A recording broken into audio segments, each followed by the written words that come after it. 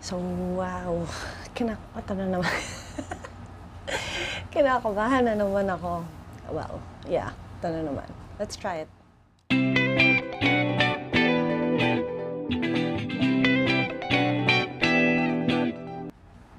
Hi, I'm Tin. I always feel awkward talking in front of a camera, and welcome to my channel. I'm sure some of you probably saw that rare vlog that I posted here on YouTube on Christmas of 2021 about my first experiences as a dancer over a decade ago. Back then, I was kind of hopeful about going back to dancing, but I was still kind of unsure about it. Reasons go from possibly going through similar experiences again to not really finding any opportunities to take dance lessons again, as the world was still recovering from the pandemic at that time. As it turned out, I did find the opportunity. For those of you who saw it, and for those of you who already know, I posted a short video roughly about 2 years ago of how I ended up in dance sport for the first time.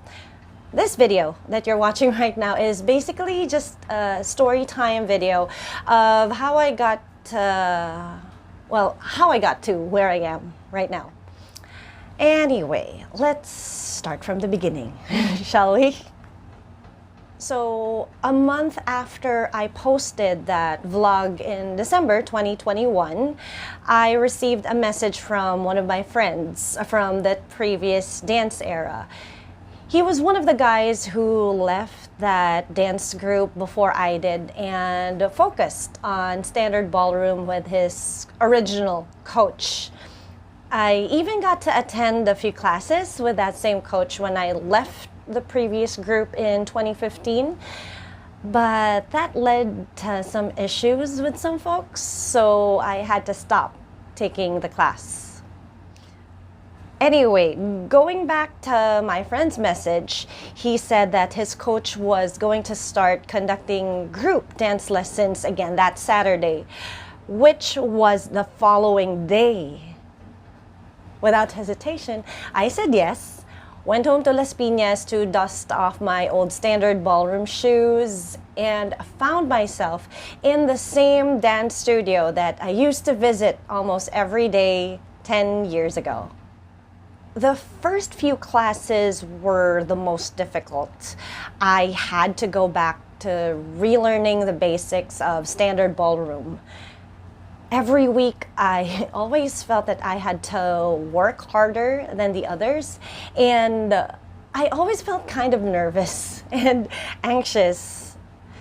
I have to admit, for a while, it was somewhat similar to what I felt back in 2013, but not as bad. I was very fortunate that everyone was very supportive and helpful. Sir Leo, our coach, was very encouraging, even though I felt that I was learning, unlearning, and relearning things very slowly. Also, most of the people in class already had respective dance partners, so I ended up dancing with Kuya Gilbert, who didn't have a dance partner at that time. And because I needed to brush up on the very basics, we also met up on some Sundays or even a weekday afternoon to practice together. I was already very content with just taking classes and practicing, so the thought of joining dance sport competitions was pretty far in the back of my mind. Every time someone asked me if I was joining an upcoming competition, I would always answer, not yet, because I believed I wasn't ready for it yet. Even with that, I watched my teammates in envy as they prepared for competitions and watched in awe as they dance across the floor in those events. During one class, I heard our coach say that the best experience is to simply just join the competitions. So, I don't know, one random day, despite the fact that I still felt pretty uneasy about my minimal technique, I talked it over with Kuya Gilbert, and yeah, we finally decided to sign up for the next competition. That was for October 2022. We did all the necessary requirements for registration. I managed to find a fairly decent gown I could borrow and other stuff. And I even took one leave of absence because my job at that time was not very forgiving about giving us leaves. Anyway, yeah, we scheduled extra practice days, and since we already have a slow waltz and a tango routine, we also added the slow foxtrot to our repertoire. Yeah, because of the crash course in learning another dance, I felt extra pressure on myself to do the figures correctly in just a short period of time. The panic was really there. Since it was my first competition, there was so much to learn. I was so used to practicing on the floor with just us or just in class. So I had no prior knowledge of floor craft, which is basically how you maneuver yourself on the floor with the other couples. During my first experience of a simulation, I panicked every time another couple was nearby or if they were in our way. I would freeze, I would panic, I would stop moving. I don't know. And that was stressful. I had to learn to adjust to certain things like those while on the dance floor. Despite a few minor mishaps, I still enjoyed my first dance sport competition. That opportunity had a brand new learning experience. As someone who came from a theater background, I always keep carrying this certain quote with me: you're only as good as your last performance. So there's always room for improvement. Well, in my case, I always feel that need for improvement. There's always that yearning to be better and to set the bar higher. So I decided to keep going. I joined more competitions. I even invested in gowns that I could finally call my own. As an ambivert that leans towards the extroverted side, I eventually came out of my shell really easily and gained friends in the industry. So far, I've mostly joined competitions in Metro Manila because I'm still getting the hang of this. And going out of town takes more time, money, and energy. But hopefully, we'll get to that in the future. This past weekend was the fourth competition I joined since going back to dancing.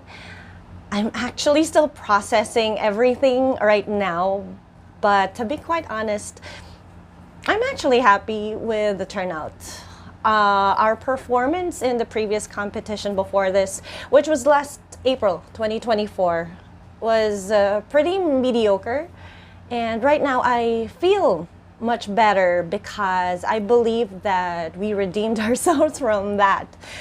I know I still have so much to learn, but I also know that I've improved a lot compared to when I was still starting out.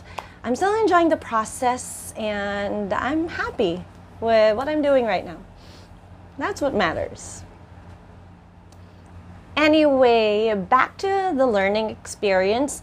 Dance classes have become a priority on Saturdays because I believe there are some important things when it comes to improving something that you really love. Number one, always show up. Sounds simple, but it can be one of the hardest things to do. Number two, progress is progress, no matter how big or small it is. Baby steps. Changes don't have to be major. Always be patient with yourself and with your dance partner. Number 3, mistakes don't define you, as they are actually opportunities for growth. So don't beat yourself up for your mistakes, nor dwell on it. Just learn from them. Number 4, enjoy the journey, especially since you're doing something that you love. There are so many other life lessons, but those are the 4 things that I could think of off the top of my head.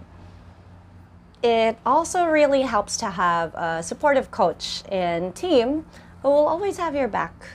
I'm usually under the scrutiny of Kuya Gilbert as my dance partner, but I appreciate his patience and his honesty, and also of everyone on the team when it comes to things I need to work on, most especially when it concerns my technique.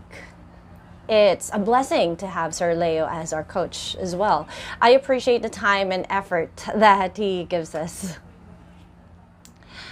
Looking back over the past couple of years, there were moments that I sometimes wish I started dancing a little earlier, so I could have had more experience and would be dancing so much better now.